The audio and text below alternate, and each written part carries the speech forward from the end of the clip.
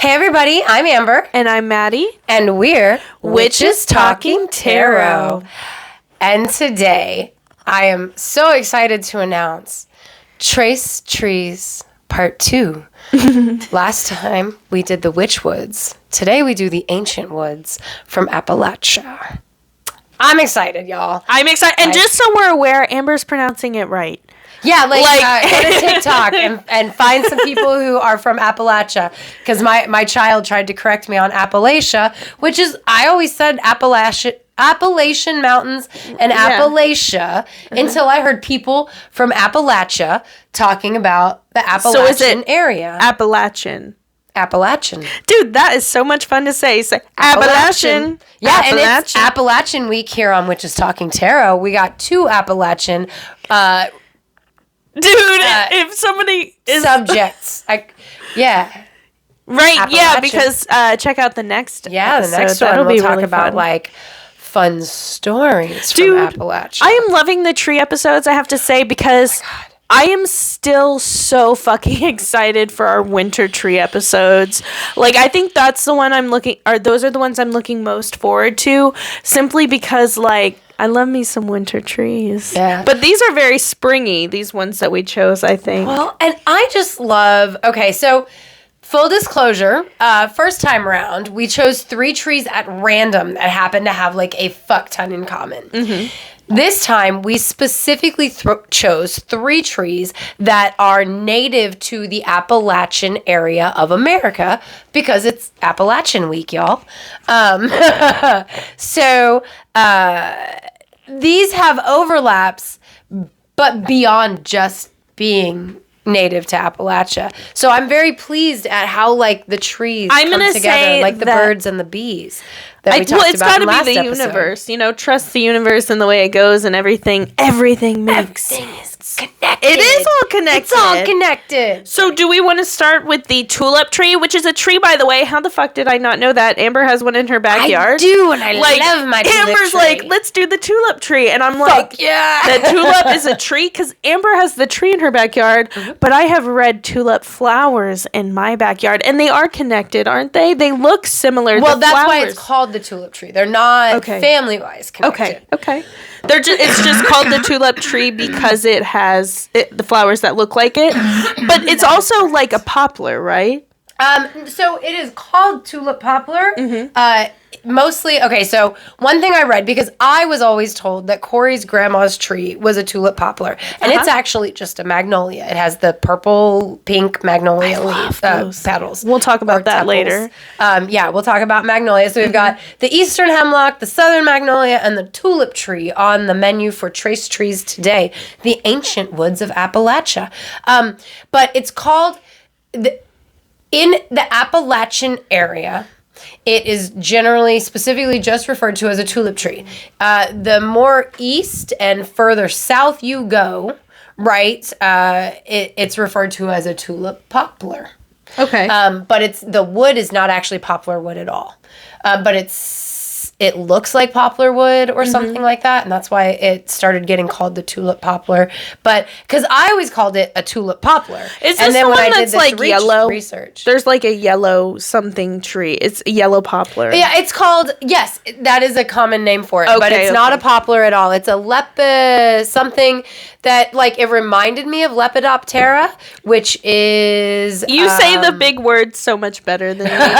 Well, Lepidoptera is from Biodome, which is why I can say that. It's a kind of butterfly, and it's like part of one of the plot points in the movie Biodome, which I've seen like a gazillion times because Pauly Shore Do you love me some Pauly? The Hot Baldwin. Pauly! I can't do it right now. I was like, squeak, like, squirm. No, I thought we were debating on saying Zam wow, but we both were like, we can't say that about. I can for Pauly Shore. He didn't Pauly Shore from the 90s with the crazy hair. Zam wow. And you know what? Pauly Shore on the inside always. Really? Is he nice? He's like so nice. Like, I saw this post. He had posted on his Facebook a picture of himself from the 90s and a picture of himself from now. And alongside, because, like, I guess maybe Christy Brinkley, somebody like gorgeous woman from the 80s, 90s era who now is a bit bigger. She's just living life, doing her thing with the family. And I guess the paparazzi got Of course they were being shitty as hell. Yes, they were. And so he was like supporting her and saying like, look at me, you know, we all age. It's okay. Like she's living her best life. Well, because people just see them from the 90s and the 80s. Well, people see them as less, like they see them as more than human, but also as less than human because they'll shit all over him. I mean, I kind of talked some mad shit in our last casting episodes, like in the I was like calling Julia Roberts horse teeth because like I love her. Oh, that's right. But like it was just things that were coming out of my mouth. Like I don't even know because it's so common now. We don't even think about it. It's because my mom said Julia Roberts has horse teeth when I said Julia Roberts is like the most beautiful woman in the world. And my mom probably was like, damn, Amber. But I did. I did because I thought I love Julia Roberts. And but now I can't unhear that. So I think of Julia Roberts. I think of how pretty she is. And I go with them horse teeth. And Cameron Diaz, I just really don't like her. So she rubs me wrong. If I met her in person, maybe she'd be different. But like the Cameron Diaz that I am familiar with from her character acting, there's something about her vibe that I really is like Cameron a grater on my skin. You know what? That's cool. But I have nothing wrong with that. I find no fault. I just personally, she just rubs me wrong. It's not anything she did. I totally feel you. You know, I wish I could say the same about Angelina Jolie, but it is something she did. Fuck you, Angelina. Are you Team Jennifer? Oh, yeah. Oh, yeah, no, that's fine. That is around the time I stopped liking Angelina Jolie because I used to love her. And I think I found out she's a whore. No, I'm so sorry, babe. Home wrecker. Don't be a home wrecker. My sister. I am anti-home wrecker. I am anti-home wrecker. If you're a home wrecker, you know that the person is married and you're a like, shitty person. Come on up on it anyway. I find fault, and I hate this I would like mentality. to say no judgment, but that is a part of me we're judging. That's bad. I'm sorry. Like I know in my shadow work, I do know that this is not okay of me to find fault. Everybody live their own lives, but at the same time, I find fault with that. I'm going to be the shitty one and say, nah, I'm judging you. You're a fucking asshole. Like, and there's this like. Sorry to get off on this soapbox, but there's this fucking mentality where, well, she's not in the relationship. She doesn't owe you shit. No, it's called being a decent human being. You're just making an excuse for your hoish behavior, even though there's nothing wrong with being a hoe. But once you start cheating on, like, with people, then there's issues. Right. But we're going to change the subject. Yeah. Sorry, guys. We went from trees to Pauly Shore to hoe. To cheating. It makes sense. it trucks. Like that progression trucks.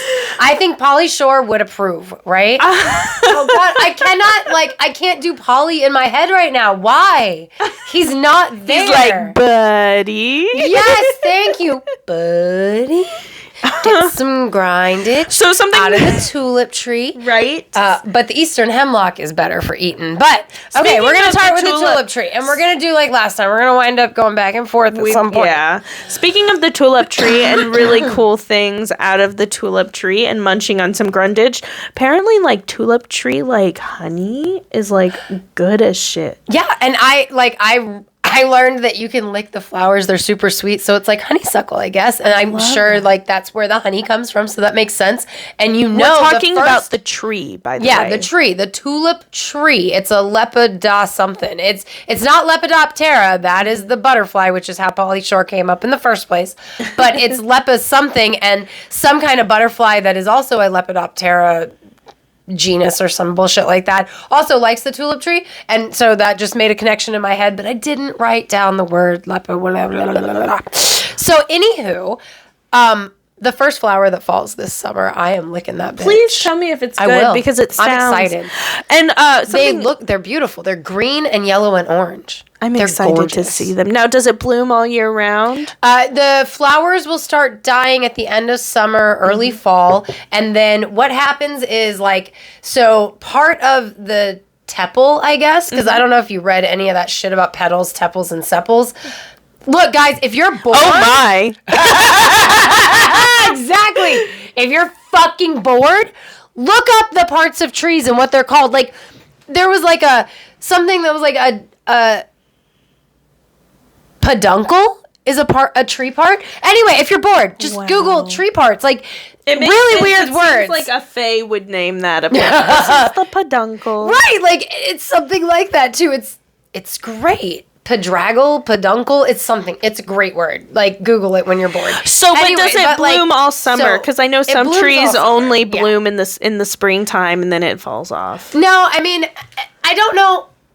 I can't pay attention. Like, the flowers are really hard to see from the ground because they're green on the bottom where the leaves are. So, like, they blend in really well. And until you catch some of the orange stripe of the flower from the ground, now that the tree is so tall, it's really hard to spot them. But I think they grow continuously throughout the summer. That, or they're just such sturdy flowers because it's such an ancient tree that hasn't evolved since it survived the Upper Cretaceous era. The flowers are much different than flowers of other flowering plants because it is in the magnolia family, right? You know, so it's got that ancient flower thing going on. So, like, after the flower dies off, there's like this husk thing of like the sepals or the petals or what the fuck ever, and then in the middle is like what's referred to as the fruit, and it's like this cone-shaped thing, which apparently you can eat. I have a book, actually, that tells me how to prepare it. I've just never done it. That's how I learned it was medicinal. That's why when I saw it was native to Appalachia, I was like, I vote the tulip tree because I want to learn more about it. Like, I love these episodes. Something else about the flowers are they're it's not like a normal tree where it's all over the tree. These flowers tend to be up towards the top, right? Or up and higher off the ground than normal, like. Well, so the concentration of flowers is higher. Like, there will be flowers in the lower levels, but not as many. Okay. So it's like it gets thicker and thicker with flowers as you go. And I feel like that's it to encourage the pollinators. I don't know for sure, but that's my assumption is that it's to encourage the pollinators. I don't know. I didn't read that in reading that, you know what I'm saying? But also, so it's shade intolerant, which means like it needs the sun. And so it will become the tallest tree in an area. So, within 50 to 150 years after like a forest has something happen where all the trees die off and like new growth starts again, right? So the tulip tree will become like the biggest tree. I read that. I thought that, and so they can help you age a forest. If they're the tallest trees around, then that forest is 50 to 150 years old. And if the oaks and the other trees have like overtaken it at that point, then it's over 150 years old. Yeah, that's crazy. Well, I mean, that's awesome. That's what it is. Yeah, it's one of the largest trees in North America. Oh, wow. Yours is going to grow so big. I know! Oh, I thought that was a hawk. Because last time we were here, I saw the hawk. I was like, he's back. A hawk almost ran into my car today, and I, like, slowed down, and he was like, whoa, buddy, and, like, turned midair, and I was like, yeah, I'm not trying to kill a hawk today. Oh, my gosh. Like, you will crack my windshield, motherfucker, and I will cry. So, the cool thing about the tulip tree is you can also... I'm sorry, I just realized I should, like, look up what it means when a hawk crosses your path, because, like, I actually had a hawk cross my path, and then you thought one did. Yeah, I did. So I feel like I need to... Sorry. Yeah, because there was one last week, so I wonder. Okay. So the cool thing about the tulip tree is you can also use the bark to dye... what would you say? Like gold. The color gold. But, like, can you dye fabrics gold, or what do you think? Whatever you I wonder if dye, it's like a turmeric type thing. Yeah, like, you know how you can use turmeric? Original dyes were all plant-based, you know what I mean? So, I mean, I would think it would be for, like, fabric, cloth. I'm trying to think of textiles. Right. Yeah, I would think textiles, not, like, hair. Definitely don't. All of these trees have, like, tannins and shit in their bark, which is where they get, like, their medicinal properties from. I would not recommend dyeing your body or an animal or anything if you're getting some weird ideas by what you heard. I wouldn't recommend that because that's going to absorb into the skin. And it's highly concentrated if it's become a dye bath. Mm-hmm. So whatever weird shit you just thought of, whoever you are that I'm speaking to right now, because I just had this thing. Yeah, no, don't. The universe is speaking to me. No, it is also a medicinal tree, which is really cool. So the thing about like the tulip tree that I read is it has the same kind. What the fuck is it? Is it willow? It's like with the willow. It's the it's almost like the natural. It's got that natural like headache medicine. Right? Yes, yeah, or pain reliever. Yes. Well, and I wonder if it has to do with the tulipiferine, which is in the bark, and it makes it a powerful. A powerful agent for working with the heart and the nervous system, and then that like pain, the nervous system, mm-hmm. You know what I mean? Because it's supposed to be very calming. Some guy back in the 1700s said like the best cure for hysteria was poplar bark, referring to this specific tulip tree, the tulip poplar, quote unquote, and laudanum. Which people be crazy. Man, they had some good medicine back then. They really fucking did. That good medicine. We get it now. Good medicine. I don't get it. Oh. Yeah, and they were using the tulip poplar. Good medicine. But like that's probably gonna pick up on here because I'm like, I don't get it. I can edit. Maddie's doing ASMR. So yeah, the tulip one is really interesting. Well, it was really cool. Like you can make a powerful tea out of it. Oh yeah. Like it treats all sorts of body ailments. Like you've got it helps with coughs, it helps with fevers, it helps with anxiety type stuff. Somewhere I read that rheumatism and dysentery, which we talked about in the car because it's funny. I mean, it's not funny if you have it, but it's funny because I told my husband, like, if you get dysentery, just go out to the backyard and drink the tree, and he rightfully acted like I was an idiot, but I was doing research, and it was fun. It's fun. So the magnolia tree. We all know magnolia tree, steel magnolias. We've all heard. Maybe we all the southern magnolia. So the southern magnolia. Do magnolias grow up north? Because I know they're very common from here down. As far as I know, magnolias do grow up north, like throughout the majority of the Appalachias. Because I feel like one of the things I read was from Pennsylvania. Okay, yeah. Not positive. Feel free if you're somewhere that you can comment and you want to let me know. Like, go ahead, comment. Helps the algorithm. I appreciate it. Be kind. I don't remember, like, I didn't specifically look up the ranges, but all of what we're looking up exists within the Appalachias. So, but the southern magnolia has those big white blooms. Like, there's a ton of magnolias. Oh, yeah, there's one in a cemetery I used to live next door. It was gorgeous. I was like, what the fuck kind of tree is this? It's a magnolia. And the flowers don't feel like normal flowers. They almost have like a plastically. Yes, I feel like they feel like styrofoam almost. They do. But and the leaves are plasticky. But there's a reason for that because like the magnolia is so ancient. Again, that's why this is the ancient trees of Appalachia, guys.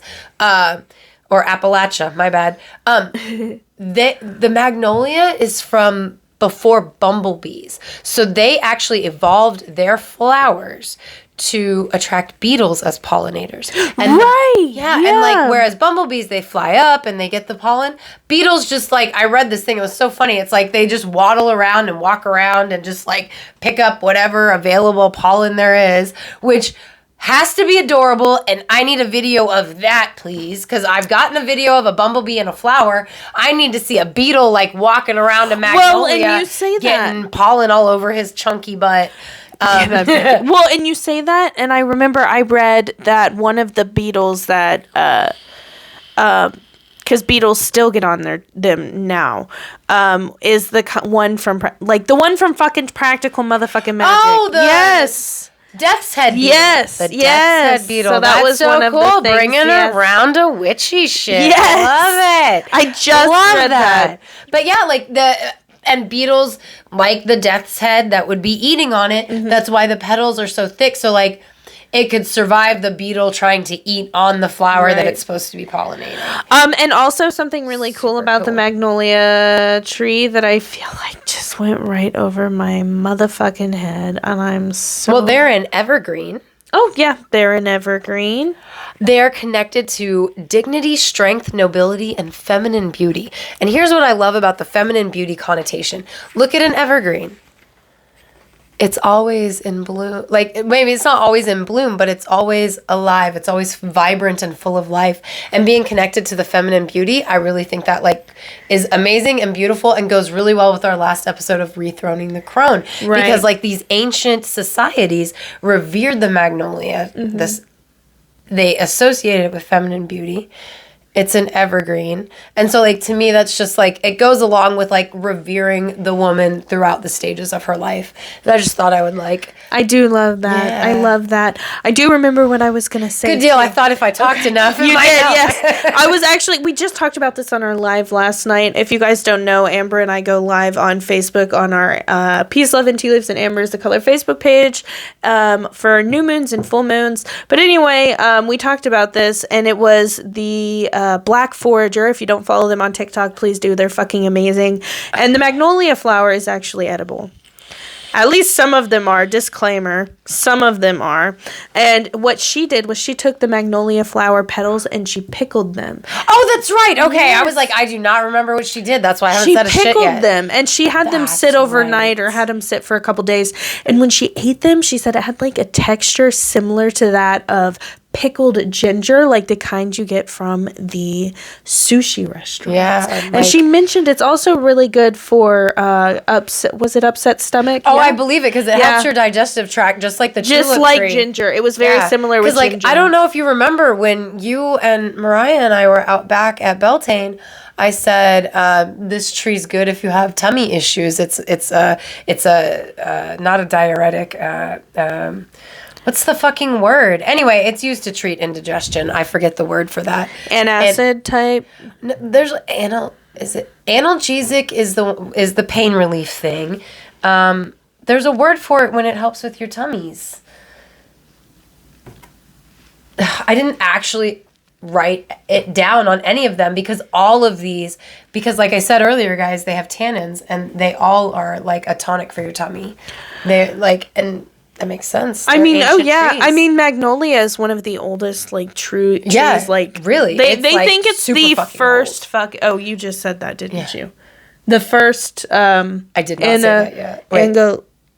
Angiosperms. Angiosperms. Yeah, they had the first angiosperms. So, like, they have super old flowers, guys. Right. And that's why, like, when I was saying the tulip tree has the ancient flowers, they're in the same family as the magnolia. So, like, they have those same kinds of ancient flowers together. And, I mean, it literally survived the fucking, like, Ice Age, right? Yeah, literally. Yeah, this one survived the Ice Age. This one's been, like, the magnolia. Like, I guess they both because, yeah, they've been around, like a million. They're in the fossil record, guys. Yeah, exactly. Like they're millions. like they're ancient as shit. And we'll get to that later when we start talking about magic. Right now we're just covering tree properties and medicinal properties because magic is more fun. So we'll culminate with that, right? Right. Yes. Okay, so not only does it help with the digestive tract, like you were saying, it helps with menstrual cramps and bloating, as well as nausea and indigestion. And I'm sorry, but like it's associated with feminine beauty, and it's used to help those feminine issues that yes, and it's gorgeous anyway. I mean, look at it. I guess I should say because. Yeah, not all women menstruate, but it helps with the menstruation issues. Well, looking at the flowers, it's just beautiful. It's just, and I think that's why I connect the two. Oh, yeah. Oh, absolutely. Because all of the flowers, like, I have to say, like, I love the pink magnolia flowers. Mm-hmm. Oh, yeah. But there's something about the southern magnolia, the white. It's just, it speaks to purity to me. Mm-hmm. You know what I mean? I do love that. This also, the southern magnolia, it's got a muscle relaxer in it. Like it's, that makes so much sense because it helps with the cramps. It helps with the cramps. Yep. Yes. It's also anti-allergic and anti-asthmatic because I'm not surprised. I'm not surprised because look at it. The flowers aren't triggering flowers for me. You know what I mean? Yeah, because they don't release their they pollinate differently. Yes. It's a more ancient kind of pollination. Okay. So that makes sense. That makes a lot of sense. I didn't even think about that. What I was gonna say is, to me, it makes perfect sense how medicinal all of these ancient trees are because of the fact that ancient man needed to take care of himself, and the earth gives us all that we need. I love that. So the next tree is the Eastern Hemlock. And I can't lie, when I suggested the hemlock, I was like, oh, poisonous. I was wrong. Right. And it's called the Eastern Hemlock because the crushed up needles apparently smell the same as crushed up poisonous hemlock. Or there's a similar smell. Yeah, that's what I read that. That's when I messaged you and was like, hey, just so you know, this isn't fucking poisonous. Yeah, it. Don't just apparently Eastern Hemlock, the tree is but that's okay. That's okay. It's native to Japan and the Appalachian area, and in Japan it's called Suga, which I like that. It means the mother of all trees. I love that. It's fucking old and ancient. And the magnolia tree also connects with the Asian culture as well. Yes, it's very big in the Chinese culture, from what I understand. All of these trees, oh my God, yes, I'm glad you brought that up. All of these trees are native to the Appalachian area and Asia. So we're going to get into that later, too, when we talk about connections, because I'm excited. This is the most common conifer in North America, aside from the white pine. The white pine and the Eastern hemlock are the most common. Wow. Yeah. And like you said,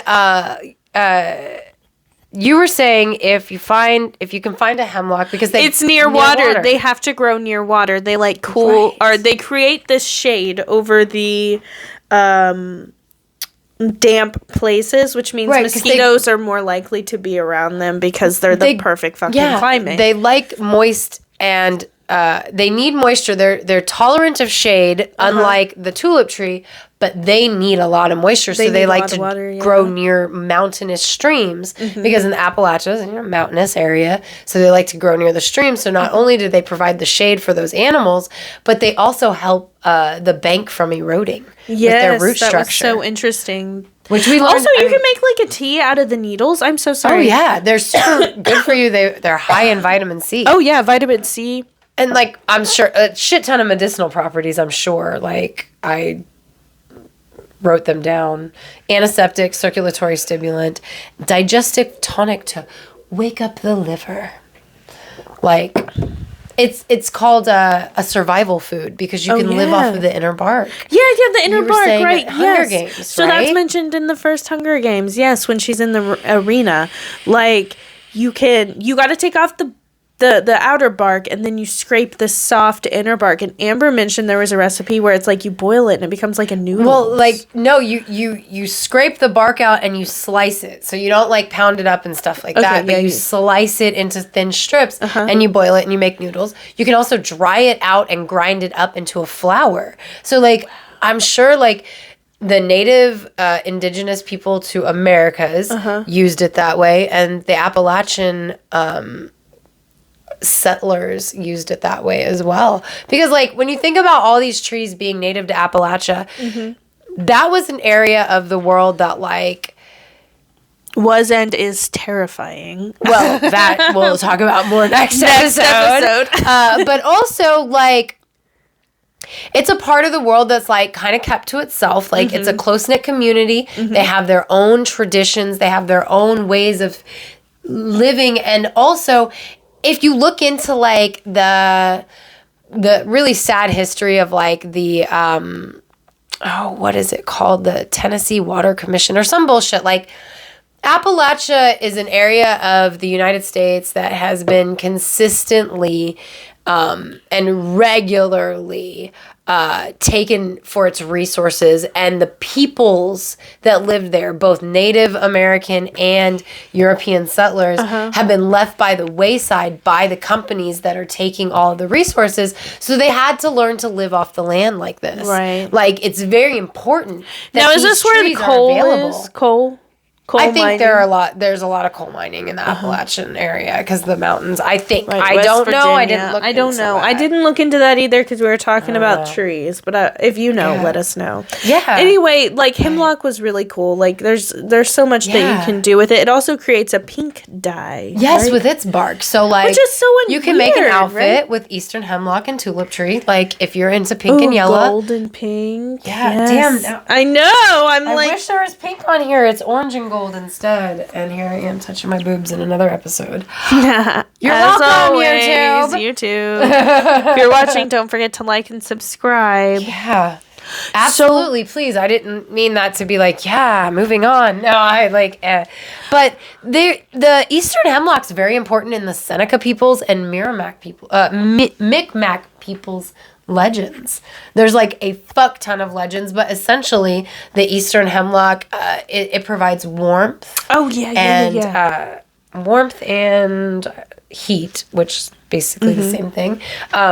It aids in magical transformation, and there's a fuck ton of stories where they take a hemlock needle and they plant it and it grows into a new hemlock that's used to escape something, like think Jack and the Beanstalk. Oh, I like that. I know. That's I thought that was cool. awesome. That's why I had to write that shit down. Well, and speaking of the magical properties of these trees, so like I imagine hemlock, while it is a tree, so obviously it's naturally connected with the element earth, I'm sure it just is so connected with the element water.